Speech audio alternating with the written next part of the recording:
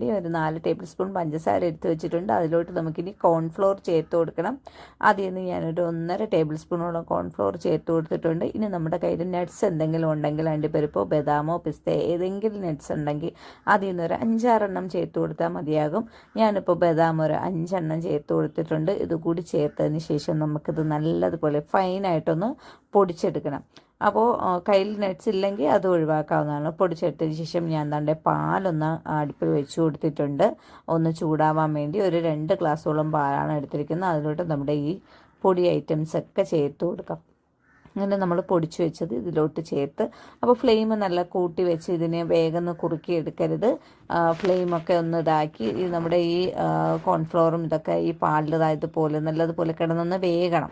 അതുകൊണ്ട് തിളയ്ക്കുന്ന സമയത്തിന് ഇതുപോലെ ഇളക്കി കൊടുത്ത് അതൊന്ന് വേവിച്ചെടുക്കുക. അപ്പോൾ അധികം കുറുകാൻ നിൽക്കേണ്ട. ഇതുപോലെ പാകത്തിന് ഇത്രയും വെള്ളം കിടക്കുന്ന സമയത്ത്